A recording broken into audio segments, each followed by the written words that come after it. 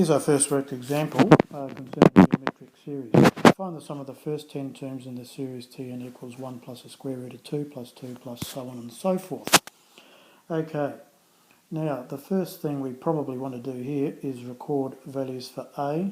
Here it is equal to 1, the first term of the series, and r is equal to the second term divided by the first term, which equals the square root of 2. Alright, now the square root of 2 is 1.414, so it's greater than 1. So the formula we're going to use to evaluate this is this version of it. Sn equals a bracket to the power of n and then minus 1 at the end, and minus 1. Alright, so here we know what a is, we know what r is, we're ready to go.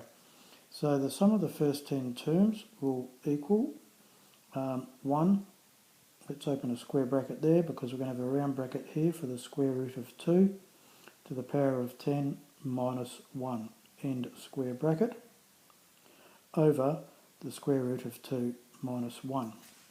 Okay, if you remember your index laws, you'll notice that the square root of 2 can be written as 2 to the power of a half. And 2 to the power of a half raised to the power of 10 is 2 to the power of a half times 10 is 5. So S10 will equal, well, we don't need that 1, do we? So let's get rid of it and just write 2 to the power of 5 minus 1 all over the square root of 2 minus 1. That's going to equal, 2 to the power of 5 is 32, minus 1 is 31 on the square root of 2 minus 1. And your calculator is going to tell you that that equals 74.84, and that's to 2 decimal places. Done. For this one, we have a equals negative 8 and r equals 4 divided by negative 8, which equals negative a half. Okay, so we notice here that r is between negative 1 and positive 1. So the version of the formula we want to use this time is this one here.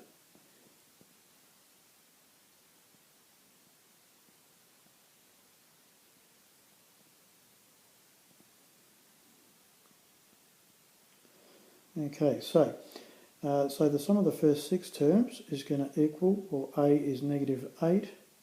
Let's use our square brackets. 1 minus negative a half raised to the power of 6, and we're going to close brackets all over 1 minus negative a half. Alright, so where do we go from there? Well, S6 is going to equal negative 8. We are going to get rid of our square brackets.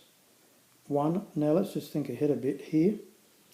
A negative number raised to an even power is going to be positive, isn't it? Okay. And 1 over half raised to the power of 6 is 1 to the power of 6, which is just 1, over 2 to the power of 6, and 2 to the power of 6 is 64. So we're going to be subtracting a positive number. So it's going to be 1 minus 1 over 64. And here, 1 minus negative a half is going to equal positive 3 on 2. So, now with a bit of clever fraction work, we can say that this is equal to negative 16, and 1 minus 1/64th, well, if you think about it, it's going to be 63 over 64, isn't it?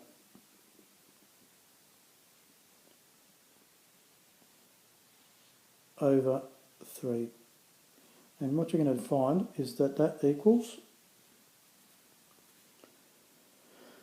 what is it, negative 1 and 31 on 32. There's your answer right there. Negative 1 and 31/32. Okay, how many terms are needed in the series 3 plus 6 plus 12 to make a sum of at least 100? Alright, let's note down some basic facts. Firstly, A is equal to 3. R is equal to 6 divided by 3 or 12 divided by 6. Either case, the answer is 2. Now, the common ratio is 2. So we're going to use this formula here. Sn equals A, and it's going to be R to the n minus 1 all over R minus 1. Alright, so what do we know here? Well, we know that the sum of the series is equal to 100. So what we're going to do is let the sum equal 100. And so we say 100 equals, now we know a value for A, it's equal to 3. We know a value for R, it's equal to 2. Don't know the value for n, that's what we've got to find out, the value of n. And R minus 1, so in that case it's 2 minus 1, which is 1. Okay, so where do we go from here? Well, we can divide both sides by 3. So we can say, therefore, 100 on 3 equals 2 to the n minus 1. Therefore, 33 and a third if you like. And we're going to add 1 to both sides, plus 1 equals 2 to the power of n. Okay, so what we can say now is that 34 and a third equals 2 to the power of n. Now this is a bit of a strange one because there's no integer value, whole number value for n that makes that true. So you'll notice that 2 to the power of 5, if we let n equal 5, that equals 32, so it's a bit under 34 and a third. Remember our total's got to be at least 100, so instead of 5, it's got to equal 6. Okay, I hope you can follow that logic. Next term, when we do more work on logarithms and indices, you'll see a better way of arriving at an answer. But for the moment, it's actually a bit of guesswork. Okay, so for our problem, we can. I don't want to say n equals 6 because that would not be true for that. But for our problem, what we can conclude is that there are 6 terms needed to exceed 100. Okay, you'll find in fact it's quite a bit more than 100. I think it's 180 something or other. But if you substitute 5 into our original sum formula, you'll find it's a bit under 100. Okay, so that's that problem. Right, here's one using sigma notation for geometric series. This is what we've got to evaluate. Now, the first thing to note, I think, is that the value for A is sitting right there, and the value for R is sitting right there. Okay, so once we know that, we're pretty well set, I think. So, what formula are we going to use? Well, we notice that R is less than 1, and it's greater than negative 1, but anyway, it's between negative 1 and positive 1. So we're going to use this version of the formula, aren't we? Sn equals A 1 minus R to the n all over 1 minus R.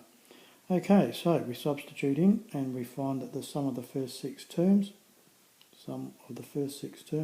is equal to 16, bracket, 1 minus 0.75 raised to the power of n, to the power of 6, like so, all over 1 minus 0.75.